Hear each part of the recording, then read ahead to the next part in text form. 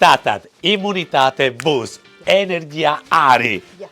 Bet reizēm, tu saproti, no rīta es mostos, un man ir tāda sajūta kā putni, koru kāru man dziedri iekšā.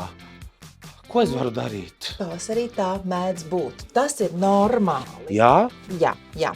Bet, ja nu tev sāk traucēt tas viss, ja, Reizēm jā. tad ir ļoti laba lieta ginkgo biloba. Livsānei ir fantastiska ginkgo biloba, kas palīdzēs tev koncentrēties, uzlabos tavus smadzeņu kognitīvās spējas, tātad atmiņu. Tu labāk atcerēsies visus dziesmu tekstus.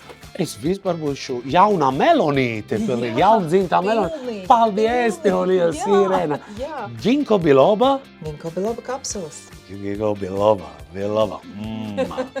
Bet tad, ginkgo biloba jādzer katru dienu vai tikai, kad ir simptomi, kad tie putni parādās un grib čivināt?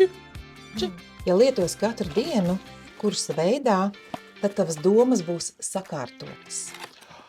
Skaisti. Tad mazāk čivināšanas un vairāk harmonijas. Jā, tas gan. Kā arī, ja ikdienā jūti spriedzi, Livsānas stresa balanss palīdzēs tev saglabāt mieru. Daži domā, ka es vienmēr esmu priecīgs, viss ir miera. Nē, es reizēm jūtu to spriedzi. Paldies tev liels. Irēna, man vēl viens jautājums. Ko darīt, kad pienāk nakts, bet miegs nenāk visu laiku? Iet tas domas, tas troknis man galvā. Nu, tad palīdzēs melatonīns. Ir tāds Livsāna melatonīns sprej, kuru vakarā pusstundu pirms gulētiešanas Jā? iepūtīsi zem mēles. Roberto, mutē jāsmidzina zem mēles. Jā, Tā iedarbība būs daudz labāka. Nu jā, un beidzot es varēšu gulēt skaisti. Vai ne? Un, ja būs mierīgas dienas un miegainas naktis, tad arī pavasaris būs daudz skaists. Brīnišķīgi. Tātad šīs,